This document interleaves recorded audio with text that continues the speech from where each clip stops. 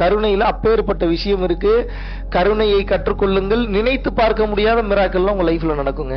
பாருங்க நீங்க அதுக்கப்புறம் நீங்க எதெல்லாம் உங்க லைஃப்ல ரொம்ப கஷ்டம், இது நடக்குமா, இதெல்லாம் என் லைஃப்ல நடக்குமா, இப்படிலாம் ஆகுமா அப்படின்னு நீங்க எத்தனை விஷயத்த பார்த்து நீங்க ஏங்கி இருப்பீங்க. மிராக்கலா நடக்கும். எல்லாமே கண்ணிமைக்கும் நேரத்தில் நடக்கும். கொஞ்சம் முயற்சி பண்ணணும். நீங்க உங்களுக்கு இப்ப என்ன ஒரு நினைப்பு வந்துருச்சுன்னா, எனக்கு வயசாயிருச்சு, என் பிள்ளைங்க தான் படிக்கணும், நான் படிக்க தேவையில்லை அப்படின்ற மனநிலைக்கு வரீங்க. சாகுற வரைக்கும் உங்களுக்கு படிப்பனை இருக்கும். எப்ப நீங்க லேர்னிங்க ஸ்டாப் பண்ணிட்டீங்களோ, லேர்னிங்னா என்ன, இந்த பிரபஞ்சம் சொல்லி கொடுக்கக்கூடியது, இந்த சிச்சுவேஷன் சொல்லி கொடுக்கக்கூடியது, இந்த சுற்றமும் சூழமும் நமக்கு சொல்லி தரக்கூடிய இந்த கல்வி, இந்த அனுபவ கல்வி எப்ப நீங்க கத்துக்க நிறுத்திட்டீங்களோ, முடிஞ்சு, பிரச்சனை வந்துருச்சுன்னு அர்த்தம். இன்னும் நீங்க எதுவுமே கத்துக்கல, இப்பதான் உங்களுக்கு ஸ்டார்ட்டே ஆகுது. இப்பயாவது வயசு இருக்கு, உடம்பு இருக்குன்னு சொல்லி சந்தோஷப்பட்டு இப்பயாவது தொடங்க ஆரம்பிக்கணும். இப்ப நீங்க தொடங்க ஆரம்பிச்சீங்கன்னாவே இது பல ப்ராசஸ்க்குள்ள கொண்டு போகும். உடம்பு டயர்ட் ஆகும், காய்ச்சல் அடிக்கும், வாமிட் வரும், சுத்தமா எந்திரிக்க முடியாது, நடக்க முடியாது, ஏகப்பட்ட பிரச்சனைகளுக்குள்ள கொண்டு போய் உங்களை கிளென்ஸ் பண்ணும். உங்க பாடியை ஃபுல்லா கிளென்ஸ் பண்ணி அதுக்கப்புறம் உங்களோட ஆன்மாவை கிளென்ஸ் பண்ணி உங்களுக்கு முக்திக்கு கொண்டு போகும். விளையாட்டு காரியமா இது? சொல்லுங்க பார்ப்போம். விளையாட்டா? அதனாலதான் சொல்றேன், ரொம்ப கவனமா இருங்க, ரொம்ப கவனமா செயல்படுங்க, ரொம்ப ரொம்ப ரொம்ப ரொம்ப ரொம்ப ரொம்ப அவேரா இருங்க, ரொம்ப கான்சியஸா இருங்கன்னு சொல்லி இத்தனை தூரம் சொல்வதற்கு உண்டான காரணமே அதுதான். ஒரே காரணம் என்ன அப்படின்னா, காலம் ரொம்ப வேகமா போயிட்டு இருக்கு. போக போக இன்னும் நமக்கு யாரும் இந்த உண்மையை இவ்வளவு டீப்பா சொல்லி தரதுக்கு ஆட்கள் வருவாங்க. ஆனா பல வருட காலமாகும். நமக்கு டைம் கிடைக்கும் போதே மாறிக்கணும். புரிஞ்சுதா? அப்ப இன்னைக்கு இருக்கக்கூடிய ஞானிகள்லாம் எப்படி இருக்கணும் அப்படின்னா, வேலையே செய்யாமல் சும்மா இருக்கக்கூடிய சோம்பேறிகளாக இருக்கக்கூடாது. எல்லா வேலையும் செய்யணும், ஆனா எதுவும் தனக்காக செய்யாத வேலையா செய்யணும். இப்படிப்பட்ட பொதுநலவாதியாக இருக்க வேண்டும். இந்த தன்மையில் இருக்கும்போது கர்ம வினைகளும் வழியும், பேரு புகழும் அதிகமாகும், தெய்வத்துக்கிட்டையும் போயிருவீங்க, இறைவனாவே மாறிடுவீங்க. பண்ணிடலாமா? கொஞ்சம் கொஞ்சமா பிராக்டிஸ் பண்ணணும். உங்க குழந்தைங்களுக்கு நீங்கள் சேர்த்து வைக்கக்கூடிய, சொல்லிக் கொடுக்கக்கூடிய உண்மையான சொத்து தான். உங்க குழந்தைங்களுக்கு முதலில் மற்றும் கடைசியாக நீங்கள் இதைத்தான் சொல்லிக் கொடுக்க வேண்டும். சத்தியம் பண்ணுங்க, சொல்லிக் கொடுப்பேன். மெயின் ஞானம் தான் முக்கியம் சொல்லுவீங்களா? வாழ்க்கையில எல்லாமே ஒன்னு விட்டு போயிருந்தா உங்களுடைய அன்பு கருணை மட்டும்தான் கூட நிக்கும் சொல்லிக் கொடுப்பீங்களா? என்ன ஆனாலும் உன் உயிரே போனாலும் சரி, இன்னொரு உயிருக்கு ஒரு கஷ்டம்னா முன்னாடி நில்லுன்னு சொல்லிக் கொடுப்பீங்களா? அதுக்கு முதல்ல உங்களுக்கு தைரியம் வேணும். ஏன் உயிர் போய் எதுக்கு இன்னொருத்த உயிர் நல்லா இருக்கும்னு நீங்க நினைக்க கூடாது. உங்க புள்ள இன்னொரு உயிருக்காக உயிரை கொடுக்க துணிஞ்சிட்டானே நினைச்சிட்டா உங்களுடைய பிறப்பு கூட அர்த்தம் இல்லாமல் போய்விடும். அவனது பிறப்பு அர்த்தம் பெற்றுவிடும். எப்படி வசதி? உங்க பிள்ளைங்க எப்படி கடைசி வரைக்கும் நீங்களே வச்சு கொழுக்கு முழுக்கு அழகு பார்த்துக்கிட்டே இருக்கணுமா? கடைசி வரைக்கும் வீட்டுக்கு கரெக்டா டைமுக்கு வரானா, டைமுக்கு போறானா, வெளியே போறானா, வெளியே வரானா, இன்னைக்கு வாடானா வருவான், ஈடுறானா இருப்பான், ஒரு பிரச்சனை இல்லாத பையன், படுறானா படுப்பான், நாளைக்கு அந்த அந்த தெருவுக்கு குண்டு வைடானா வச்சிருவான், போய் படான்னு வச்சிருவான், வப்பானா மாட்டானா, இருறானா இருப்பானா, போனா போவானா, வாடானா வருவானா, படுறானா படுப்பான். அப்ப குண்டு வைனா வைக்கத்தான் செய்வான். இதுக்கு பேர் புள்ளையாது, அதுக்கு பேர் ரோபோட். அதுக்கு பேர் என்ன? அதுக்கு பேர் என்ன? உங்களுக்கு ரோபோட் வேணுமா புள்ள வேணுமா? புள்ள வேணும்னா எல்லா சேட்டையும் பண்ணி தான், அசிங்கப்பட்டு அவமானப்பட்டு தான் கத்துப்பான். வெயிட் பண்ணுங்க, டைம் கொடுங்க. உங்களை அதுக்காக கைட் பண்ண வேணான்னு சொல்ல, அவன் பண்ணக்கூடிய சேட்டைகள்ல நீங்களும் சேர்ந்து எஃப்ஐஆர்ல உள்ள போகணும்னா பிரச்சனை பண்ணி தடுத்து நிறுத்திடலாம். அந்த அளவுக்கு பிரச்சனை இல்ல, அனுபவப்பட்டு தான் கொஞ்சம் கொஞ்சமா கத்துக்கிறானா, அனுபவப்பட விட்டுருங்கன்ற. அனுபவத்தை விட இந்த உலகத்தில் மிக சிறந்த ஆசான் யாராவது இருக்காங்களா? நீங்க சொல்லுங்க, இருக்காங்களா? அனுபவம் திருத்துவதை விட ஒருவனை வேறு ஏதாவது திருத்துமா? டெய்லியும் பைக்ல வேகமா போவான், போகாராம் நீங்க கேட்கவே மாட்டான். ஒரு நாள் உளுந்து வாரி கட்டி சில்லற காசெல்லாம் பொறுக்கிட்டு எல்லா சைடும் காயமா வருவான். இப்ப சொல்லி பாருங்க, பொறுமையா போடான்னு. இப்ப என்ன பண்ணுவான்னு நினைக்கிறீங்க? மறுபடியும் அதே வேகம் வரும்ன்றீங்களா? எப்படி வரும்? முன்னாடி எது இருந்தது, இப்ப எது இல்ல. Very good. முன்னாடி அந்த அனுபவம் இல்ல, இப்ப அந்த அனுபவம் வந்துருச்சு. இப்ப ஏன் அந்த அனுபவம் வருது? கைய தூக்கும் போது வெட்டுவாங்களே, ஐயோ வலிக்குமேன்ற பயம் வரும். வருமா வராதா? ஒவ்வொரு டைம் சாப்பிடும் போது கைய தூக்க முடியலையேன்றப்ப அந்த சம்பவம் நினைவுக்கு வருமா வராதா? வருமா வராதா? மறுபடியும் வேகமா ஓட்டும் போது, லெப்ட் போகும்போது ரைட்டு போகும்போது கொஞ்சம் மிஸ் ஆச்சுன்னா எங்கேயாவது போய் உயிரே போயிருமேன்ற பயம் வருமா வராதா? இப்ப சொல்லுங்க, அனுபவம் நல்லவனா கெட்டவனா? ஏன் பயந்து ஓடுறீங்க? எல்லாம் சரிதான், ரொம்ப வலிக்குது, வலிக்கத்தான் செய்யும். நீங்க செய்த பாவங்களுக்கு தகுந்தாறு போல உங்களுக்கு வலி இருக்கும். ஒரு சில பேர் இடி இடிச்சு மின்னல் வெட்டினாலும் எந்திரிச்சு வந்துருவான். பாத்திருக்கீங்களா அந்த வீடியோ எல்லாம்? நடு மண்டையில இடி இடிக்கும். நடு மண்டையில இடி இடிச்சா நீங்க என்ன ஆவீங்க சொல்லுங்க? ஏதாவது சொல்ல முடியுமா? நடு மண்டையில இடி இடிச்சதுன்னா என்ன ஆகும்? ஒரு குட்டி பையன் தலையில இடி இடிக்குது, கீழே விழுந்துடுறான், மறுபடியும் எந்திரிச்சு போறான் அவன் பாட்டுக்கு. என்னடா இது? அப்ப இதுக்கு என்ன அர்த்தம்? அருள் சக்தி துணையாக இருந்தால் யமனே நினைத்தாலும் பக்கத்துல வர முடியாது. அருள் சக்தி துணையா நிக்கல அப்படின்னா புல்லு தடிக்கிட்டு கூட கீழே விழுந்து செத்து போயிருவீங்க. இப்ப புத்திசாலி என்ன பண்ணுவான்னா அருள் டெபாசிட்டை அதிகப்படுத்திடுவான். ஏன்? அதான் 24 hours உங்களுக்கு சேஃப்டி ஃபீல்டு. ஷீல்டாவும் அதான் இருக்கும், ஃபீல்டாவும் அதான் இருக்கும். இப்ப உங்களுக்கு அந்த சேஃப்டி ஃபீல்டு ஷீல்டு வேணுமா வேணாமா? வேணும்னா அருள் சேர்க்கணும். அருள் எப்படி சேர்க்கிறது? பிற உயிர் நல்லா இருக்கணும் நீங்கள் நினைத்து சேர்க்கக்கூடிய எல்லாமே அருள் தான். கிளியர்? எந்த கிறுக்கு பையன், இந்த முட்டா பையன், இந்த கேன பையனாவது சம்பாதிக்க வேணாம்னு சொல்றானா உனக்கு ஆன்மீகம் தெரியலன்னு அர்த்தம். புரிஞ்சுக்கோங்க நல்லா. தன்னை உணர்ந்து வாழ்பவனுக்கு பணம் தேவையில்லை, அதுக்கே தேவை, அன்றாட வாழ்க்கைகளுக்கு தேவை. நோக்கம் பெருசா இருக்குன்றப்ப பணம் தேவையா தேவையில்லையா? விரகர் இருவர் புகழ்ந்திடவே வேண்டும், விரல்கள் நிறைய மோதிரங்கள் வேண்டும், அரை எதனில் பஞ்சேனும் பட்டேனும் வேண்டும், அவர் வித்தை நஞ்சேனும் வேம்பேனும் என்றார் ஔவையார். அப்படின்னா என்ன? நல்லா பில்டப் பண்ணி இந்த உலகம் எல்லாம் உன்னை நம்பாதுன்றாங்க. நம்ப முடியுதா? ஆனா அந்த வித்தை எப்படிப்பட்ட வித்தையா நீ காட்டணும்? அந்த நடிப்பு ஒரு நடிப்பு சார்ந்த ஒரு பில்டப்பா இருக்கணும். நீ அதுல போய் சிக்கிக்க கூடாதுன்றாங்க ஔவையார். என்ன சொல்றாங்க? சிக்கிக்காத. இந்த உலகத்திற்கு பணம் என்பது அவசியம், ஆனால் பணம் மட்டும்தான் வாழ்க்கை என்று நினைத்து விடக் கூடாது. இதுதான் ரகசியம். புரிஞ்சுதா?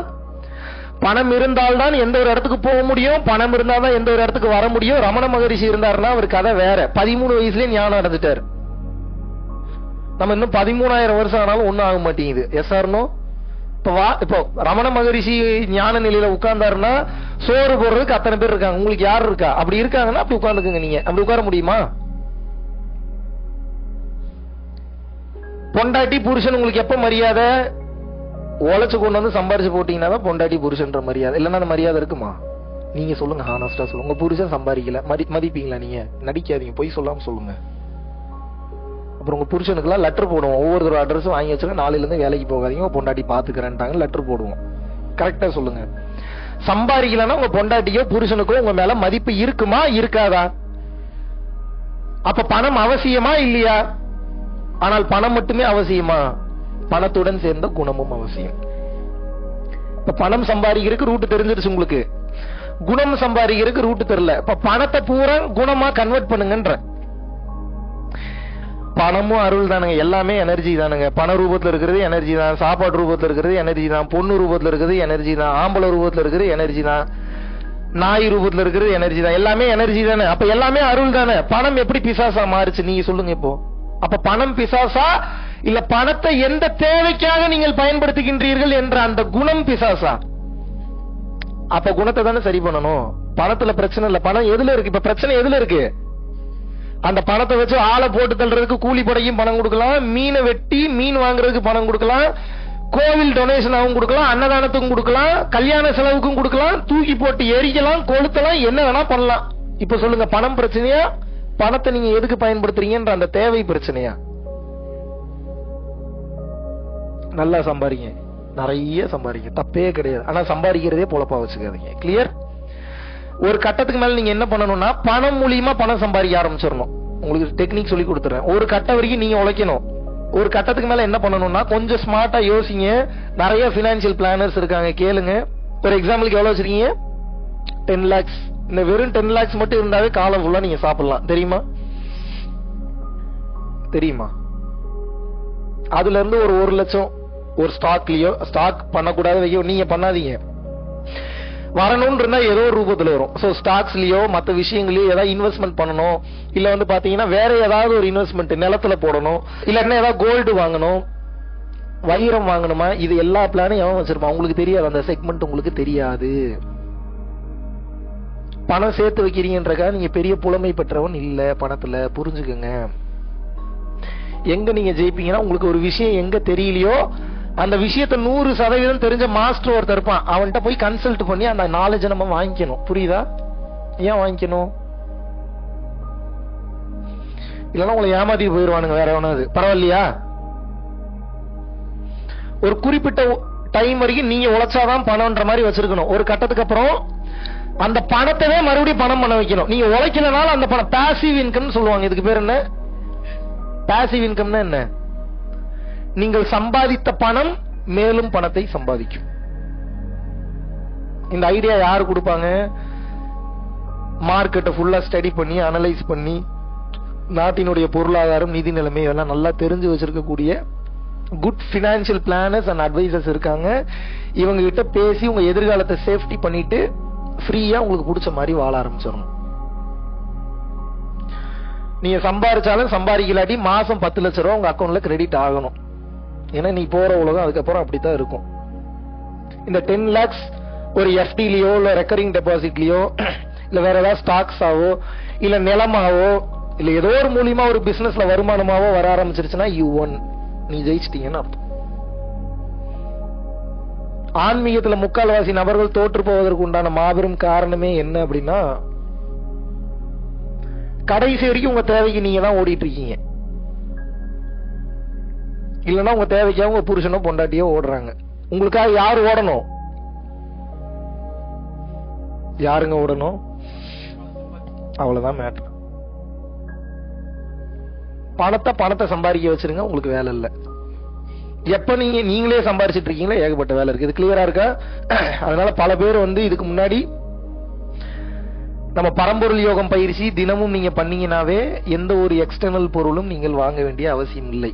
ஆனா அதை பண்ணுவீங்களா? அதான் கேள்வி.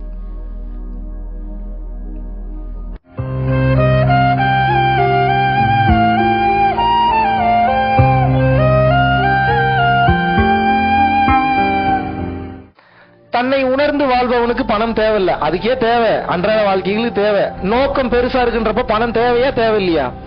விரகர் இருவர் புகழ்ந்திடவே வேண்டும், விரல்கள் நிறைய மோதிரங்கள் வேண்டும், அரை யதனில் பஞ்சேனும் பட்டேனும் வேண்டும், அவர் வித்தை நஞ்சேனும் வேம்பேனும் நன்றுன்றார் ஔவையார். அப்படின்னா என்ன? நல்லா பில்டப் பண்ணி இந்த உலகம் எல்லாம் உன்னை நம்பாதுன்றாங்க. நம்ப முடியுதா? பணம் இருந்தால்தான் எந்த ஒரு இடத்துக்கு போக முடியும், பணம் இருந்தால்தான் எந்த ஒரு இடத்துக்கு வர முடியும். ரமண மகரிஷி இருந்தாருன்னா அவர் கதை வேற. 13 வயசுலயே ஞானம் அடைஞ்சிட்டார். நாய் ரூபத்துல இருக்கிறது எனர்ஜி தான். எல்லாமே எனர்ஜி தானே. அப்ப எல்லாமே அருள் தானே. பணம் எப்படி பிசாசா மாறுச்சு நீங்க சொல்லுங்க இப்போ? அப்ப பணம் பிசாசா இல்ல பணத்தை எந்த தேவைக்காக நீங்கள் பயன்படுத்துகின்றீர்கள் என்ற அந்த குணம் பிசாசா? எங்க நீங்க ஜெயிப்பீங்கன்னா, உங்களுக்கு ஒரு விஷயம் எங்க தெரியலையோ அந்த விஷயத்தை 100% தெரிஞ்ச மாஸ்டர் ஒருத்தர் இருப்பான். அவன்கிட்ட போய் கன்சல்ட் பண்ணி அந்த நாலேஜ் நம்ம வாங்கிக்கணும். புரியுதா? நம்ம பரம்பொருள் யோகம் பயிற்சி தினமும் நீங்க பண்ணீங்கன்னாவே எந்த ஒரு எக்ஸ்டர்னல் பொருளும் நீங்கள் வாங்க வேண்டிய அவசியம் இல்லை. ஆனா அதை பண்ணுவீங்களா? அதான் கேள்வி. 12 வருஷமா முடிக்க முடியாத கேஸ் 12 நாள்ல முடிஞ்சிருக்கு. பல பேருக்கு அட்டமா சித்துக்கள் கைவரப்பட்டிருக்கு. என்ன கைவரப்பட்டிருக்கு? அட்டமா சித்துனா என்ன?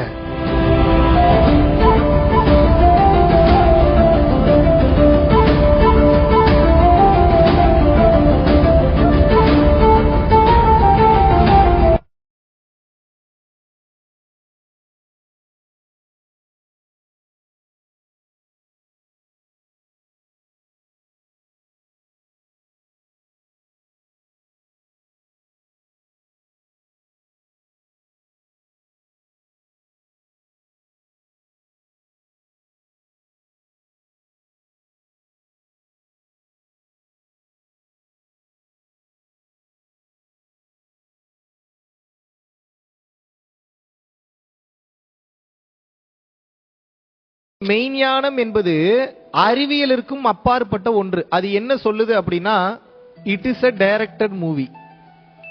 அப்படின்னா என்ன அர்த்தம்? இந்த படம் ஆல்ரெடி எடுத்து முடிச்சாச்சு, எடுத்துட்டு இருக்கோம் கிடையாது. நல்லா புரிஞ்சுக்கணும். இந்த படம் எந்த படம்? இப்ப நான் வாழ்ந்துட்டு இருக்கிற என் படம், நீங்க வாழ்ந்துட்டு இருக்க உங்க படம். இப்ப என்னுடைய வாழ்க்கையில ஒரு 25 நிமிஷத்துக்கு முன்னாடி நான் ஒரு கார்ல டிராவல் பண்ணி வந்துட்டு இருந்தேன். அந்த சீன் என்னுடைய விதியில எழுதப்பட்டிருக்கு. அதனால அந்த கார் வருது. BMW எழுதி இருந்தாங்கன்னா BMW தான் வரும், பென்சோ ரேஞ்ச் ரோவரோ வராது. இதை புரிஞ்சுக்கணும். மாருதி 800னா மாருதி 800 தான் வரும். சைக்கிள்ல தான் தம்பி இன்னைக்கு இப்ப வரணும் அப்படின்னா நான் பின்னாடி உட்காந்து சைக்கிள்ல தான் வந்திருப்பேன் நான். இது எழுதப்பட்டது. இதை மாற்றவே முடியாது. மாற்ற முடியாதுன்னா அப்ப நான் கஷ்டப்பட்டுக்கிட்டே இருக்கணுமாங்க? அப்ப என் கஷ்டத்துக்கு ஒரு நிரந்தரமே இல்லையாங்க? அப்ப என் பொண்டாட்டி என்னை திட்டிக்கிட்டே இருப்பாளாங்க? அப்ப என் புருஷன் என்னை இப்படி அடிச்சுக்கிட்டே இருப்பாராங்க? என் பிள்ளைங்களால எனக்கு இப்படி டார்ச்சர் வந்துகிட்டே இருக்குமாங்க? இப்ப நல்லா புரிஞ்சுக்கணும். பெரிய சீக்ரெட் சொல்லித்தரேன். கதை, திரைக்கதை, வசனம், இயக்கம் என்ற அனைத்தையும் இறைவன் எழுதிவிட்டான். இறைவன் ஏன் எழுதினான்? அடுத்த கேள்வி. காலையில 9 மணிக்கு பால்காரங்க 2 டோர் இருந்தாலும் கொல்லப்பக்க கதவுல இருக்கக்கூடிய டோரை தான் தட்டி எழுப்பி உங்களுக்கு 2 கொட்டாவினா 2 கொட்டாவி விடுவீங்க, 1 கொட்டாவினா 1 கொட்டாவி விடுவீங்க. டீப் லெவல்ல ப்ரோக்ராம் பண்ணிருக்கான் இறைவன். எப்படி ப்ரோக்ராம் பண்ணிருக்கான்? டீப் கோர் லெவல்ல ப்ரோக்ராம் பண்ணிருக்கான். அந்த 2 கொட்டாவி விட்டுட்டு முதல்ல லெஃப்ட் கால் எடுத்து வைக்கிறீங்களா, முதல்ல ரைட் கால் எடுத்து வைக்கிறீங்களா, முன்னாடி நடக்கணுமா பின்னாடி நடக்கணுமா, ரைட் நடக்கணுமா, யூ டர்ன் பண்ணி போகணுமா, ஸ்ட்ரைட்டா போகணுமா, போன உடனே தாப்பால முதல்ல திறக்கிறீங்களா, இல்ல கீழே ஓபன் பண்ணி இருக்கக்கூடிய அந்த டோரினுடைய அந்த நாப திறக்கிறீங்களா, அனைத்தும் எழுதப்பட்டது. நம்ப முடியுதா? திறந்த உடனே ஐயா வணக்கம் அவன் சொல்றானா, இல்ல அம்மா வணக்கம் சொல்றானா, யோ என்னையா இவ்வளவு லேட்டுன்னு சொல்றானா, இதுவும் எழுதப்பட்டது. நம்ப முடியுதா? அடுத்து பால் கொண்டு வந்திருக்கங்க, பால் ஊத்த போறங்க அப்படின்னு சொல்லும் போது அந்த பாலை நீங்க எந்த பாத்திரத்துல போய் வாங்க போறீங்கன்றது எழுதப்பட்டது. நம்ப முடியுதா? அந்த பாத்திரத்தை வாங்கி லெஃப்ட் சைடுல இருக்கக்கூடிய டேபிள்ல வைக்க போறீங்களா, ரைட் சைடுல இருக்கக்கூடிய டேபிள்ல வைக்க போறீங்களா, முன்னாடி வைக்க போறீங்களா, பின்னாடி வைக்க போறீங்களா, இல்ல கொண்டு போய் ஃப்ரிட்ஜ்ல வைக்க போறீங்களா, இல்ல ஓபன் பண்ணி தட்டி எதுவும் மூடாம கிச்சன்ல வைக்க போறீங்களா, இதுவும் எழுதப்பட்டது. காலையில எந்திரிக்கிறதுல இருந்து நைட்டு நீங்க தூங்குற வரைக்கும், நைட்டு நீங்க தூங்குனீங்கன்னா உங்களுக்கு என்ன கனவு வரணும், அது எப்படி வரணும், அது எங்க இருந்து வரணும், இது அனைத்தும் இறைவனால் எழுதப்பட்டது. which means நீங்கள் பிறப்பிலிருந்து இறப்பு வரை உங்களோட கதை எழுதப்பட்டாச்சு. அறிவில்லாம சுத்தக்கூடிய மனிதன் தான் இப்படி எழுதப்பட்ட வாழ்க்கையில இதை மாத்த முடியாதா அதை மாத்த முடியாதான்னு நினைச்சு கஷ்டப்படுவான். அறிவு இருக்கக்கூடிய மனிதன் என்ன பண்ணுவான் அப்படின்னா நடப்பதை ஏற்றுக்கொள்வான். இப்ப பிரச்சனை உங்களுக்கு என்னன்னா நடக்கிறதை ஏத்துக்க மாட்டீங்க, அதனால மொத்த வாழ்க்கையும் கஷ்டமா இருக்கு, வலிக்குது. இப்ப எனக்கு என்னதாங்க வேலை அப்படின்னு கேக்குறீங்கல்ல, எனக்குன்ற ஒண்ணு அங்க இல்ல, அதுதான் இங்க பெரிய பிரச்சனையே. எனக்குன்ற ஒண்ணு இல்ல, நான்ற ஒண்ணு இல்ல, என்னாலன்ற ஒண்ணு இல்ல, நான்ற தன்மை இங்க இல்ல. அப்ப எது இங்க உட்கார்ந்து பார்த்துட்டு இருக்கு, எது உட்கார்ந்து கேட்டுக்கிட்டு இருக்கு? இறைவனால் டிசைன் செய்யப்பட்ட ஒன்று இங்க உட்கார்ந்து கதை கேட்டுக்கிட்டு இருக்கு. இதுக்கு பேர் உடம்புன்னு வச்சிருக்கான். இதை எது கொடுத்திருக்கான்? இதை புரிஞ்சுக்கன்றதுக்காக கொடுத்திருக்கான். இப்போ ஒரு கேம் பார்த்திருப்பீங்க, அந்த கேம்ல வந்து பாத்தீங்கன்னா இங்க ஒரு ஓட்டை இருக்கும், அதுக்கு இடையில நிறைய பிரிக்ஸ் இருக்கும், செங்கல்கள் இருக்கும், ஒரு பொம்மை அதுக்குள்ள வரும், அந்த பொம்மை அதுக்குள்ள வரும், இப்படி வரும், அப்படி வரும், அப்படி போகும், இப்படி போகும். அப்புறம் அங்க 2-3 இது அழிக்கிறதுக்காக ஒரு இடையில வீடியோ கேம்ல அது ஒரு பொம்மை மாதிரி. இந்த வாழ்க்கை எனும் பூமி எனும் கேம்ல நீங்க ஒரு பொம்மை. அம்மாவின் யோனி வழியா வெளியே வரும்போது உள்ள என்டர் ஆயிட்டீங்க அந்த கேமுக்குள்ள. இப்போ உங்க வேலை என்னன்னா இப்ப வெளியே போகணும். வெளியே போறதுக்குள்ள இந்த கேம் என்னன்றதை புரிஞ்சுக்கிட்டு போகணும், இல்லாட்டினா மறுபடியும் வருவீங்க. எப்படி வசதி? இப்ப நீங்க புரிஞ்சுக்கணுங்க, இதுக்குதான் பிறந்திருக்கீங்க. எதை புரிந்து கொள்ள வேண்டும்? இங்கே நான் என்ற ஒன்று கிடையாது, இங்கே மனிதன் என்ற ஒன்றே கிடையாது, இங்கே எனக்குன்ற எதுவுமே கிடையாது. இங்கே நடப்பது அனைத்தும் பொய், இங்கே நடப்பது அனைத்தும் மாயை என்பதை புரிந்து கொண்டே இந்த வாழ்க்கையை வாழணும். இப்படிப்பட்ட வாழ்க்கையை வாழும் போதுதான் உங்களுக்கு ஞானம் வரும். ஞானம்னா என்ன அப்படின்னா, this is completely about simulation process. காட்சியாக தெரியும், ஆனால் அந்த காட்சி உண்மை கிடையாது. இதுக்கு பேர் தான் சிமுலேஷன். சிமுலேஷன்னா உருவகப்படுத்துதல்னு அர்த்தம். இந்த சிமுலேஷன் ப்ராசஸ்ல உங்களுக்கு என்ன டாஸ்க் இறைவன் கொடுத்திருக்கிறாருன்னா நல்லா புரிஞ்சுக்கணும். ஒருத்தர் கியூட்டா இருப்பீங்க, ஒருத்தர் கியூட் இல்லாம இருப்பீங்க, ஒருத்தர் அப்படி இருப்பீங்க, ஒருத்தர் கோவக்காரரா இருப்பீங்க. இது எல்லாமே இறைவன் வந்து ஸ்கெட்ச் போட்டு அனுப்பிச்சிருக்கிறாரு உங்களுக்கு. இந்த கேமே என்ன அப்படின்னா நிறைய சூழ்நிலைகள், நிறைய சந்தர்ப்பங்கள், நிறைய பிரச்சனைகள், நிறைய இடர்பாடுகள் உங்க வாழ்க்கையில எழுதப்பட்ட படத்துல வந்துகிட்டே இருக்கும். இதான் scenes. Scene number 1, scene number 2, scene number 3, scene number 4, scene number 5. இந்த மாதிரி எத்தனை உங்க படத்துல சீன் இருக்குன்னு எனக்கு தெரியல, ஆனா நிறைய சீன் இருக்கு. ஆனா இந்த சீன்ல நிறைய கேரக்டர்ஸ் வந்து பெர்ஃபார்ம் பண்ணிட்டு போவாங்க. ஒவ்வொருத்தரும் ஒவ்வொன்றும் பண்ணிட்டு போவான். ஒருத்தன் நல்லதை சொல்லுவான், ஒருத்தன் கெட்டதை சொல்லுவான், ஒருத்தன் பிரச்சனை பண்ணுவான், ஒருத்தன் பிரச்சனையை முடிப்பான், ஒருத்தன் ஏமாத்துவான், ஒருத்தன் திருடுவான், ஒருத்தன் துரோகம் பண்ணுவான், ஒருத்தன் சீன் போட்டுட்டு போவான், ஒருத்தன் பில்டப் பண்ணுவான். இப்ப ஏகப்பட்ட கேரக்டர்ஸ் இப்படி ஏகப்பட்ட முறையில வந்து உங்க முன்னாடி பர்ஃபார்ம் பண்ணிக்கிட்டே இருக்கும். இதோட வேலை என்ன? பெர்ஃபார்ம் பண்றது. உங்க முன்னாடி பெர்ஃபார்ம் பண்ணிக்கிட்டே இருக்கும். பெர்ஃபார்ம் பண்ணும்போது நீங்க ஒரே ஒரு விஷயத்தை மட்டும் ஆழமா புரிஞ்சுக்கணும். அதை மறந்துட்டீங்கன்னா வலிக்கும். அது எப்பெல்லாம் உங்களுக்கு வலிக்குதோ அப்பெல்லாம் நீங்க கர்மாவை சேர்க்கிறீங்கன்னு அர்த்தம். கர்மாவை சேர்க்கிறீங்கன்னா என்ன? புரிதல் இல்லாமல் வாழக்கூடிய ஒவ்வொரு நிமிடமும் உங்களுக்கு அடுத்த பிறவியை கொடுத்துக்கிட்டே இருக்குங்க. இவ்வளவுதாங்க கான்செப்ட். எந்த புரிதல் பா எனக்கு வரணும்? எனக்கு ஒரு கஷ்டம் வருதுன்னா எழுதப்பட்டிருக்கும் போலன்னு ஏத்துக்கணும். ஏத்துக்கிறதுனா எப்படி? மனசு ஏத்துக்கணும். உள்ள ஏத்துக்கணும். வெளியே என்ன பண்ணணும்? அந்த பிரச்சனை வராம இருக்கிறதுக்கு உண்டான விஷயத்த என் அறிவை பயன்படுத்தி அறம் சார்ந்த வழியில நான் செய்யணும். உள்ள வெளியேன்னு பிரிச்சிருங்க. வெளியே ஒரு பிரச்சனை வருது, ஏத்துக்கங்க அப்படின்னா சரி நான் ஏத்துக்கிறேன் அப்படின்னு எப்படி ஏத்துக்க முடியும்? நீங்க ஒரு 2 வீலர் பைக் ஒன்று வச்சிருக்கீங்க, ஒருத்தன் திருடிட்டு போயிட்டான், எப்படி என்ன பண்ணுவீங்க நீங்க? சரி மகாவிஷ்ணு சொல்லிட்டாப்ல ஏத்துப்போம் அப்படின்ட்டு ஏத்துப்பீங்களா? உள்ள ஏத்துக்கணும். வெளியே போய் போலீஸ்ல கம்ப்ளைண்ட் பண்ணணும். ஏன் பண்ணணும்? அந்த பைக்ல வேற எவனா தப்பான பொருளை ஏதாவது கடத்திட்டு போயிட்டான்னா நாளைக்கு நீங்க உள்ள போயிருவீங்க. கரெக்டா இல்லையா? அப்ப என்ன பண்ணணும்? உள்ள ஏத்துக்கணும். அப்பதான் வலிக்காது. ஒரு பைக் வந்து திருடப்பட்டுருச்சு, திருடப்பட்டதை மனசு ஏத்துக்கணும். திருடப்படணும் விதி போல அப்படின்னு சொல்லி மனசு ஏத்துக்குச்சு, அடுத்த செகண்ட் அந்த வலி போயிடும். இறைவன் எதை செய்தாலும் ஒரு காரணத்திற்காக செய்வான். ஏத்துக்கிட்டே உள்ளுக்குள்ள வலிக்குமா? ஐயோ எத்தனை வருஷம் கஷ்டப்பட்டு இந்த பைக்கை வாங்கினேன், ஒவ்வொரு ரூபாயா சேர்த்து வச்சனே, ராவும் பகலும் கஷ்டப்பட்டு உழைச்சனேன்னு சொல்லி ஃபீல் பண்ண வலிக்குமா இனிக்குமா? ரொம்ப வலிக்கும். உயிரே போயிரும் ஒரு கட்டத்துல. என்னடா பைக், ஒரு பைக் மேல இருக்கக்கூடிய அட்டாச்மெண்ட் உங்க உயிரை எடுத்துரும். இப்படி போயிடுச்சு அப்படி போயிடுச்சு, நிம்மதியா தூங்க முடியாது, சாப்பிட முடியாது, அந்த அட்டாச்மெண்ட் உங்க உயிரை எடுத்துரும். அப்ப என்ன பண்ணணும்? உள்ள ஏத்துக்கணும். வெளியே என்ன பண்ணணும்? அந்த பிரச்சனையில இருந்து வெளியில வர்றதுக்கு உண்டான விஷயம் என்னென்ன பண்ணணுமோ அதெல்லாம் உள்ளுக்குள்ள பதட்டம் இல்லாம, வலி வேதனை இல்லாமல், துன்பப்படாமல், துயரப்படாமல், கஷ்டப்படாமல் வெளியே செய்ய வேண்டியதை நீங்கள் செய்ய வேண்டும். இவ்வளவுதான். உள்ள வெளியே ரெண்டையும் பிரிச்சுக்கங்க. இந்த கேம் எப்படி பிரிச்சுக்கணும்? உள்ள அகம், வெளியே புறம். உள்ளுக்குள்ள டக்கு டக்குன்னு ஏத்துக்கணும் எல்லாத்தையும், இல்லாட்டினா ரொம்ப வலிக்கும். இங்க பிரச்சனையே என்னன்னா ஏத்துக்க மாட்டீங்க, அதனால வலிக்குது. கேமே என்னன்னா, உங்களுக்கு இப்ப உங்களோட படத்துல பிறப்பிலிருந்து இறப்பு வரைக்கும் ஒரு 5500 சீன் இறைவன் எழுதி இருக்கிறாருன்னு வச்சுப்போம். இந்த 5500 சீன்ல உங்களோட பொறுமையை டெஸ்ட் பண்றதான் இறைவனுடைய வேலையே.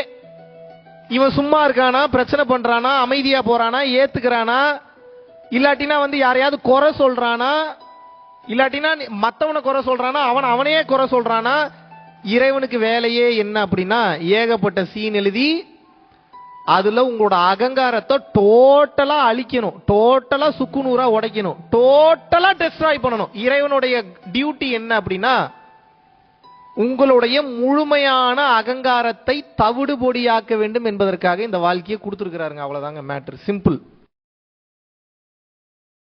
குருவே சரணம். அனைவருக்கும் வணக்கம். படுத்த உடனே நிறைய பேர் வந்து தூங்கிடுறாங்க. இதுவே ஒரு பெரிய வரப்பிரசாதமா இருக்கு பல பேருக்கு. ஆனா எனக்கு தூக்கமே வரமாட்டேங்குதுங்க, தூக்கம் பெரிய பிரச்சனையா இருக்கு என்று பலர் வந்து கேட்பதை வந்து பார்க்க முடிகிறது. முதல்ல நல்லா புரிஞ்சுக்கணும், தூக்கம் வராமல் இருப்பதற்கு பல காரணங்கள் இருந்தாலும் அதனுடைய தூக்கத்திற்கு உண்டான அடிப்படை காரணமே என்ன அப்படின்னா புண்ணியம்னு அர்த்தம். தூக்கம்னாவே புண்ணியம் பாவம்னு அர்த்தம். இந்த ஆஸ்ட்ராலஜியில கூட 12 கட்டங்கள்ல 12வது கட்டம் வந்து என்ன அப்படின்னா, மெயினான கட்டம் வந்து தூக்கஸ்தானம், உறக்கஸ்தானம்னு சொல்லுவாங்க. அது எவ்வளவு முக்கியமான ஒரு ஸ்தானமா இருந்தா உறக்கத்துக்கு வந்து பாத்தீங்கன்னா ஒரு கட்டமே கொடுப்பாங்க. அப்ப பாத்துங்க எப்படி 12வது கட்டத்துல உறக்கஸ்தானம் கொடுக்கறாங்க அப்படின்னா, அப்ப தூக்கம் என்பது ஒரு மனிதனுக்கு மிகவும் அவசியமான ஒன்று. தூக்கம்ன்ற ஒன்று இல்லைன்னா சீக்கிரமாக பைத்தியமாகி செத்து போயிடுவான். இதுதான் நடப்பது. இதுல 2 வகை இருக்கு தூக்கம் இல்லாமல் இருக்கிறதுல. ஹை எனர்ஜெட்டிக்கா தூக்கம் இல்லாம இருந்தீங்கன்னா உடம்பு எனர்ஜெட்டிக்கா இருக்கும், உடம்புல எந்தவித பாதிப்பும் ஏற்படாது. ஆனா எனர்ஜெட்டிக்கா இல்லாம தூக்கம் இல்லாம இருக்கீங்க, டயர்டாவே இருக்குன்னா உயிர் சக்தி உங்களுக்கு விரயமாகி கொண்டிருக்கிறது என்ற அர்த்தம். சீக்கிரமா நாம் உயிர் பிரிய போகிறோம் என்று அர்த்தம். அதனால்தான் தூக்கம் மிகவும் அவசியமான ஒன்றாக இருக்கிறது. தூக்கம் இல்லாம அவஸ்தைப்படுறவங்க இன்னைக்கு உலகம் ஃபுல்லா நிறைய பார்க்க முடியுது. இதை பத்தி இன்னைக்கு தெளிவா பேசலான் இருக்கேன். அதாவது தூக்கம்னா என்னன்னா, மனம் இலகுவாக மாறிவிட்டது என்ற அர்த்தம். மனம் வந்து யாருக்கு இலகுவா லேசா இருக்கோ படுத்த உடனே தூங்கிடுவாங்க. மனம் வந்து யாருக்கு ரொம்ப ஸ்டிஃபா டைட்டா ரொம்ப கடுகடுன்னு இருக்கோ அவர்களுக்கு படுத்தவுடன் தூக்கம் வராது, டீப் ஸ்லீப்புக்கு வந்து போக முடியாது. அந்த நிம்மதியான உறக்கம் என்பது அவர்களுக்கு வாய்க்க பெறாது. காரணம் என்னன்னா, இறுகப்பட்ட மனம். சோ இறுகப்பட்ட மனம், இலகுவாகப்பட்ட மனம் ரெண்டா பிரிச்சுக்கோங்க. அப்படின்னா stressed mind, free flow mind, ஃப்ரீயா இருக்கக்கூடிய மைண்டு. சரணாகதி நிலையில் ஏற்றுக்கொள்ளக்கூடிய தன்மையில் இருக்கிறவங்களுக்கு வாழ்க்கை எல்லாமே எப்பேற்பட்ட ஒரு மலை போல ஒரு பிரச்சனை வந்தாலும் அது வந்து ரொம்ப சாதாரணமா அதை டீல் பண்ணக்கூடிய பக்குவம் அவர்களுக்கு இருக்கும். ஏன்னா அதை ரொம்ப ஈஸியா ஃப்ரீ ஃப்ளோ மைண்டடா, ஃப்ரீ ஃப்ளோ மென்டாலிட்டியில ஈஸியா ஏத்துக்கிறாங்களே. ஆனா இதுவே யார் ஒருத்தர் வந்து பாத்தீங்க அப்படின்னா ரொம்ப ஸ்ட்ரெஸ்டா ஒவ்வொன்னையும் எனக்கு இது வேணும் அது வேணும், அதான் எடுக்கிறவன் கொடுக்கிறவன் ரெண்டா பிரிச்சிருங்கன்னு சொன்னேன்ல. கொடுக்கிற தன்மையில இருக்கிறவன் படுத்தோடனே தூங்கிடுவான். எடுக்கிற தன்மையில இருக்கிறவன் எவ்வளோ எடுத்தாலும் தீராது. அந்த அலிபாபா குகையில வந்து உள்ளுக்குள்ள வந்து போயிட்டீங்க அப்படின்னா, அந்த அலிபாபா குகைக்குள்ள உள்ள நீங்க போன உடனே அவ்வளவு தங்கம், அவ்வளவு வைரம் இருக்கும். அதை எடுத்து முடிக்க முடியுமா? அது எடுக்க எடுக்க வந்துகிட்டே இருக்கும். எடுக்க எடுக்க எடுக்க எடுக்க ஒரு கட்டத்துல வந்து வாழ்க்கை வீணாக போய்விடும். இறந்தும் நாம் விடுவோம். அது போலத்தான் கொடுக்கப்பட்ட குறிப்பிட்ட காலகட்டத்துல இந்த 100 வருஷ வாழ்க்கைனா 100 வருஷம் இந்த ஆவரேஜ் லைஃப் ஸ்பேன்ல இறைவனை பார்ப்பதை விட்டு விட்டு பொருள் தன்மையிலேயே அதிகம் நாம் சென்று, பொருள் வேணும் தான், நான் இல்லைன்னு சொல்ல, அளவான பொருள் எல்லாமே அளவுதாங்க. உணவு, அறிவு, தங்கம், வைரம், பணம், லிக்விட் ஐட்டம்ஸ், இல்லாட்டினா ஊர் சுத்தக்கூடிய ஆசை, எல்லாமே லிமிட்டா இருக்கிற வரைக்கும் பிரச்சனை இல்லை. லிமிட்டை தாண்டி அன்லிமிட்டடா வேற எதுவுமே இருக்கக்கூடாது. அருள் நிலையை தவிர அன்லிமிட்டடா எது இருந்ததுனாலும் பிரச்சனை தான் இந்த உலகம் சார்ந்த வாழ்க்கையில். அப்போ யார் ஒருத்தங்க கொடுக்கிற மனநிலையோட வாழ்றீங்களோ நீங்க நோட் பண்ணி பாருங்க, உங்களுக்கு சீக்கிரம் தூக்கம் வரும். எடுக்கிற மனநிலையில நீங்க இருக்கீங்கன்னா நிம்மதியாக தூக்கம் வராது. அதுக்கு பேர் எப்படி வேணாலும் வச்சுக்கோங்க. நான் சீரியல் என்டர்பிரினர்னு வச்சுக்கோங்க, நான் வந்து பிசினஸ் மேக்னெட்னு வச்சுக்கோங்க, நான் வந்து வியாபார காந்தம், எப்படி நீங்க வச்சுக்கிட்டீங்கனாலும் தூக்கம் நிச்சயமாக வராது. உலகம் சார்ந்த விஷயங்கள்ல நீங்க பெரிய நிலையை அச்சீவ் பண்ணலாம், உள்தன்மையில நிம்மதியான தூக்கம் இருக்காது. கடைசி காலகட்டங்கள் மிகவும் கொடூரமானதாக செல்லும். பல்வேறு வியாதிகளுக்கும் உட்பட வேண்டிய அவசியம் என்பது இருக்கும். இப்போ உங்களுக்கு சிம்பிளா புரிய வைக்கிறேன். இன்னைக்கு எனக்கு போனோடனே படுத்தோடனே தூக்கம் வரணும்னா என்ன பண்றீங்கன்னா, காலையில முழிச்சதுல இருந்து சாயந்தரம் தூங்குற வரைக்கும் எங்க போலாம், எதை சம்பாதிக்கலாம், எவ்வளவு சொத்து சேர்க்கலான்றதுல மட்டும் இல்லாம யாருக்காவது நான் ஏதாவது கொடுக்க முடியுமான்னு பணமாகவோ பொருளாகவோ சாப்பாடாகவோ ஏதாவது கொடுங்க, இல்ல அறிவாகவோ தானமாகவோ ஞானமாகவோ ஏதாவது கொடுங்க. இப்படி நீங்க கொடுக்க கொடுக்கதான் உங்களுக்கே உங்க மேல ஒரு மரியாதை வரும். ஏன்னா ஆன்மாவினுடைய அடிப்படை குணமே என்ன? கொடுப்பது, உதவி செய்வது, சேவை செய்வது. ஆனா இந்த மனம் தான் வேணுங்கிற தன்மையில இருக்கு, ஆன்மா கொடுக்கணும்ன்ற தன்மையில இருக்கு. அப்ப இந்த மனதினுடைய ஆசைக்கு இந்த ஆன்மா சக்தி கொடுத்துக்கிட்டே இருக்குது. அப்ப இந்த மனமானது எப்ப பக்குவப்பட ஆரம்பிக்குதோ, கொடுக்கணும்ன்ற தன்மைக்கு வர ஆரம்பிக்கிறதோ, மனம் என்பது இலகுவாக ஆரம்பிக்கும், ஃப்ரீ ஆகும். எப்ப மைண்ட் ஃப்ரீ ஆகுதோ படுத்த உடனே தூக்கம் வரும். அப்ப படுத்த உடனே தூக்கம் வரணும்னா ஸ்லீப்பிங் பில் போடாம தயவு செய்து நிச்சயமாக கொடுக்கும் தன்மையை வளர்த்துக் கொள்ளுங்கள். ஃபவுண்டேஷனுக்கு கொடுங்க, பரம்பொருள் ஃபவுண்டேஷனுக்கு கொடுங்கன்னு சொல்லல. விருப்பப்பட்டவங்க இங்க கொடுக்குறீங்க. இல்ல என் கையால் என்னை சார்ந்தவர்களுக்கு நான் கொடுக்கிறேன் என்று நினைப்பவர்கள், உங்களை சார்ந்து இருப்பவர்களுக்கு தாராளமாக நீங்கள் கொடுக்கலாம். அந்த மாதிரி தன்மையில் இருக்கும் போது உங்களது மனம் இலகுவாகிவிடும். படுத்த உடனே தூக்கம் வரும். இப்படி பல்லாயிரக்கணக்கான நபர்கள் கொடுக்கும் தன்மைக்கு வந்து எடுக்கும் தன்மையிலிருந்து மாறி கொடுக்கும் தன்மைக்கு போய் படுத்தோடனே தூங்குறாங்க, நிம்மதியா தூக்கம் வருது, உடம்பு பிரச்சனை சரியாகுது, மனப்பிரச்சனை சரியாகுது, உடல் நோய்கள் குணமாகுது, மிராக்கிள்ஸ்லாம் அவங்க வாழ்க்கையில நடக்க ஆரம்பிச்சிருச்சு. இப்ப தூக்கம் என்பது ஒரு பிரச்சனையா? கிடையவே கிடையாது. அருட்சக்தி அதிகமாக வரும்போது தூக்கம் வராது. ஆனால் வந்து பாத்தீங்கன்னா ஆக்டிவா இருக்கு, எனர்ஜியா இருக்கு, எந்த பிரச்சனையும் உடம்பு கிடையாது. அருட்சக்தி இல்லாம பிரச்சனையில தூக்கம் வராம இருக்கும் போது உடல் சோர்வடையும், உடல் பாகங்கள் சோர்வடையும், தேவையில்லாத பிரச்சனைகள் வரும். ஒரு கட்டத்திற்கு மேல் ஏகப்பட்ட பாதிப்புகளுக்கு உண்டாகி உயிர் விடும் நிலை நிச்சயமாக ஏற்படும். அதனால கொடுக்கிற தன்மைக்கு கொஞ்சம் கொஞ்சமா மாத்துங்க. படுத்தவுடன் நிச்சயமாக தூக்கம் வரும். நன்றி, வணக்கம்.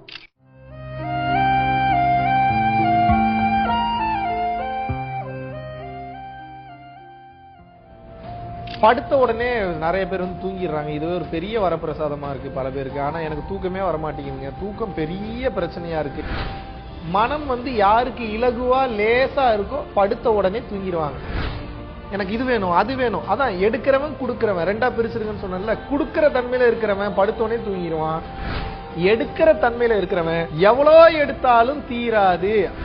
அருள் நிலையை தவிர அன்லிமிட்டடா எது இருந்ததுனாலும் பிரச்சனை தான். ஆன்மாவினுடைய அடிப்படை குணமே என்ன? கொடுப்பது. எப்ப மைண்ட் ஃப்ரீ ஆகுதோ படுத்த உடனே தூக்கம் வரும். கொடுக்கிற தன்மைக்கு கொஞ்சம் கொஞ்சமா மாத்துங்க. படுத்தவுடன் நிச்சயமாக தூக்கம் வரும்.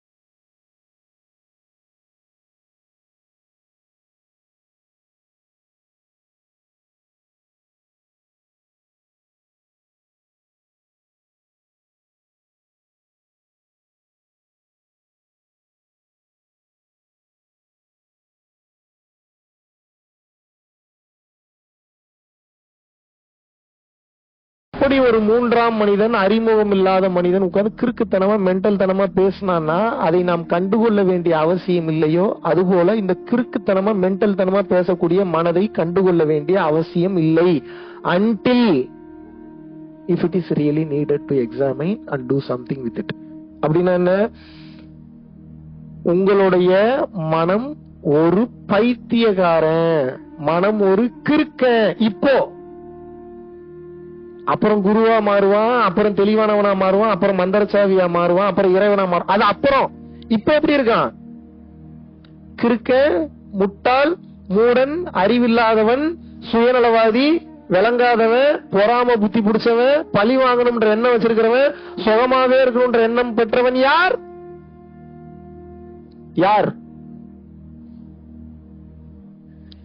நாமும் மனமும் ஒன்று அல்ல. இங்கதான் நிறைய பேர் மாட்டிக்கிறீங்க. நல்ல 2 காதையும் ஓபன் பண்ணி வச்சுட்டு கேளுங்க. நீங்களும் உங்கள் மனமும் ஒன்று அல்ல. மனம் என்பவன் தேர்ட் பர்சன். மைண்ட்ன்றவன் யாரு? கத்திக்கிட்டே இருப்பான், அதனாலதான் அவனுக்கு பேர் தேர்ட் பர்சன். மனமும் நீங்களும் ஒன்றாக இருந்தால் நீங்கள் சொல்லும் போது மனம் நிக்கணும். நிக்குதா? போ நிக்குதா? ஹானஸ்டா பேசுங்க. நிக்குதா நிக்கலையா? நீங்க ஒரு செயலை சொல்லி அந்த செயலை உங்கள் மனம் செய்ய முடியவில்லை என்றால் அவனும் நீங்களும் ஒன்னா, இல்ல அவனும் நீங்களும் வேற வேறையா? ஹானஸ்டா பேசுங்க. நீங்களும் மனமும் ஒன்றா, வேற வேறையா? இது இன்னைக்கு நல்ல தெளிவா புரிஞ்சுக்கணும். நீங்களும் மனமும் ஒரே பொருள் கிடையாது. நீங்கள் வேறு, மனம் வேறு. நீங்கள் வேறு, மனம் வேறு. நீங்கள் வேறு, மனம் வேறு. நீங்கள் வேறு, மனம் வேறு. நான் தான் மனசுன்னு கன்ஃபார்ம் பண்ணிட்டீங்கன்னா இப்ப எல்லாத்துக்கும் வலிக்கும். ஏன்னு சொல்றேன் கேளுங்க. ஒரு எக்ஸாம்பிளுக்கு, ஒரு முக்கியமான ஒரு இடத்துக்கு போறீங்க, ஒரு கடைக்கு போறீங்க. அங்க கடையில ஒரு அழகான பொருள் இருக்கு, உங்களுக்கு திருட்டு புத்தியே இல்ல. ஆனா இந்த மைண்ட் சொல்லுமா சொல்லாத, அதை எடுத்து பாக்கெட்ல போட்டுக்கன்னு. இப்ப நீங்க என்ன நினைக்கிறீங்கன்னா, எவ்வளவு கேவலமான புத்தி வருது நமக்கு, ரொம்ப கெட்டவன் போல, எடுக்க கூடாது எடுக்க கூடாது. பாதி பேர் எடுக்காம வந்துடுறீங்க, பாதி பேர் எடுத்து போட்டு வந்துடுறீங்க. இதுல மனம் பாருங்க, ஒரு தாட்டை ஒரு ஃபிராக்ஷன் ஆஃப் செகண்ட்ஸ்ல கொடுக்குது. இப்ப பொருள் எடுத்து பாக்கெட்ல போடாதவனுக்கு பிரச்சனை இல்ல, பொருள் எடுத்து பாக்கெட்ல போட்டவன் நிலைமை நினைச்சு பாருங்க. இப்ப மாட்டாத வரைக்கும் அவன் பிரச்சனை இல்ல. இப்ப அந்த ரீடரை கிராஸ் பண்ணி வரும்போது கத்துமே, இப்ப மாட்டிக்கிட்டான். இப்ப நினைச்சு பாருங்க, இப்ப அசிங்கப்படுவானா மாட்டானா? அவனை போலீஸ்ல புடிச்சு கொடுக்க வாய்ப்பு இருக்கா இல்லையா? வாய்ப்பு இருக்கா இல்லையா? அவனுக்கு சென்டென்ஸ் ஆகுறதுக்கு வாய்ப்பு இருக்கா இல்லையா? 200% வாய்ப்பு இருக்கு. இதெல்லாம் எதனால நடந்தது? அந்த பொருள் எடுத்து பாக்கெட்ல போடு, அவ்வளவுதான். அது சொல்லிட்டு அமைதியாயிருச்சு. நீங்க என்ன பண்றீங்க?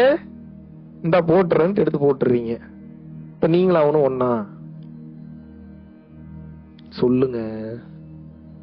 உங்க வீட்டு மொட்டை மாடியில 15வது ஃப்ளோர்ல நின்னுட்டு இருக்கிறீங்க. அப்படியே என்ன இங்க பாக்குறீங்க, அங்க பாக்குறீங்க, திரும்புறீங்க. சூரியன் பாதி பேருக்கு தெரிஞ்சிருச்சு அடுத்து நான் என்ன சொல்ல போறேன்னு. அதனாலதான் சிரிக்கிறீங்க. நார கேள்வி கேட்கறானே வந்ததுல இருந்து. நான் ஆரம்பத்திலேயே உங்ககிட்ட சத்தியம் வாங்கிட்டு தான் ஆரம்பிச்சேன். நான் வச்சு செஞ்சுட்டு தான் உங்களை அனுப்புவேன். புரிஞ்சுக்குங்க. இதுக்கு மேல உங்களுக்கு தெளிவா சொல்லலைன்னா உங்களுக்கு புரியாது. இல்லைன்னா ஆன்மீகத்தை எங்கேயோ இருக்குன்னு நினைச்சிட்டு இருக்கீங்க நீங்க. தினசரி வாழ்க்கையில தினசரி நம்ம செய்யக்கூடிய வேலைகள்ல தான் ஆன்மீகத்தை இம்ப்ளிமெண்ட் பண்ணணும். அப்பதான் நிம்மதியா இருக்க முடியும். ஆன்மீகத்தை கத்துட்டு போய் எங்க செவ்வாய் கிரகத்துல போய் வாழ போறீங்களா? வேற ப்ளூட்டோ, மார்ஸ் அந்த மாதிரி போயிருவீங்களா? எங்க போவீங்க? வீனஸ், நெப்டியூன் அந்த மாதிரி போயிருவீங்களா? எங்க போவீங்க? ஆன்மீகத்தை கத்துக்கிறதுக்கு எதுக்கு? பழைய பொண்டாட்டி கழட்டி விட்டு புது பொண்டாட்டியை கல்யாணம் பண்றதுக்கா? பழைய பிள்ளைங்களை கழட்டி விட்டுட்டு புது பிள்ளைங்களை பெத்துக்கிறதுக்கா? பழைய சொந்தக்காரங்களை பூரா பேரையும் துப்பாக்கி எடுத்து சுட்டுட்டு புது சொந்தக்காரங்களை மெயின்டைன் பண்றதுக்கா? எதுக்கு ஆன்மீகம்ன்றது? அதே பொண்டாட்டி அதே புருஷன் வேலைக்கே ஆகாதுன்னு தெரிஞ்சாலும் கூட அதை என்ன வச்சு எப்படி பட்டிட்டிங்கிறீங்க வேலை பார்த்து எப்படி அதை மெயின்டைன் பண்ணி எப்படி சமாளிக்க முடியும்னு பாக்குறதுக்கு பேர் தாங்க ஆன்மீகம். ஆன்மீகம்னா என்னன்னா, நினைச்சது கேட்பேன், அதை கொடு, அது இல்ல ஆன்மீகம். நான் நினைச்சதான் கொடுப்பேன், நீ ஏத்துக்க, இதுதான் ஆன்மீகம். இறைவன் கிட்ட நீங்க கேக்குறீங்க, நான் நினைச்சதை கொடு, இது ஆன்மீகம் நினைக்கிறீங்க. அப்படி இல்ல, அவர் சொல்றாரு திருப்பியும், நான் என்ன நினைக்கிறேன்னா அதுதான் கொடுப்பேன், அதை நீ ஏத்துக்க, இதுதான் ஆன்மீகம். இப்ப ஆசைப்பட்டது கிடைக்காம போறதுக்கு நிறைய வாய்ப்பு இருக்கா, இல்ல ஆசைப்பட்டது கிடைக்கிறதுக்கு நிறைய வாய்ப்பு இருக்கா? ஆசைப்பட்டது கொஞ்சம் யோசிச்சு சொல்லுங்க, என் கேள்வி கவனிங்க. ஆசைப்பட்டது கிடைக்கிறதுக்கு நிறைய வாய்ப்பு இருக்கா? ஆசைப்பட்டது கிடைக்காம போறதுக்கு நிறைய வாய்ப்பு இருக்கா? கொஞ்சம் குழப்பற மாதிரி கேட்டா டவுட் வருது உங்களுக்கு. அது என்ன டவுட் சொல்லுங்க. கரெக்ட் தான், கிடைக்காம போறதுக்குதான் வாய்ப்பு இருக்கு. எதுக்கு வாய்ப்பு அதிகமா இருக்கு? கிடைக்காம போறதுக்குதான் வாய்ப்பு இருக்கு. இறைவனுடைய பியூட்டியா தான், நீ கேட்கறத கொடுக்க மாட்டேன், என் இஷ்டத்துக்கு தான் கொடுப்பேன், வாங்கிக்க. இப்ப பிரச்சனை என்ன? கொடுக்கறத வாங்க மாட்டீங்கப்பா, தான் பிரச்சனை. அவர் உங்க பக்குவத்தை அதுலதான் டெஸ்ட் பண்ணுவாரு. சம்பந்தமே இல்லாத ஒரு பொருளை கொடுத்து ஏத்துக்க என்ன பண்ணுவ அப்படின்னு கேட்பாரு.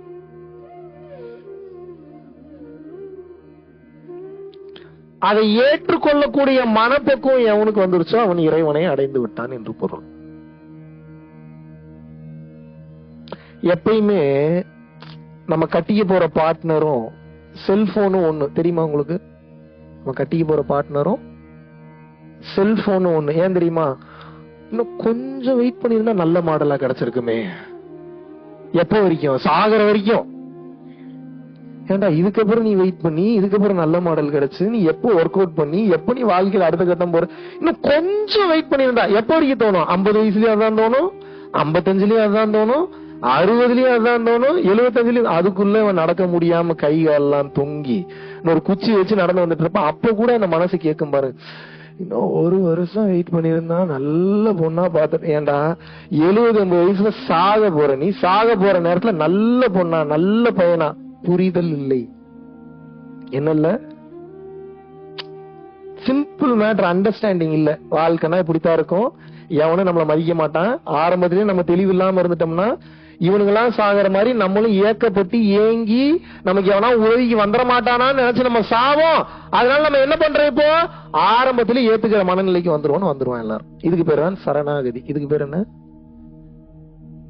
சரண்டர். என்ன பண்ணணும்? முடிஞ்ச அளவுக்கு மாத்த ட்ரை பண்ணுங்க. ஒரு எக்ஸாம்பிள் சொல்றேன். இப்போ நேத்து இங்க கேஎல் வரேன், பிளைட்ல தான் வரேன்.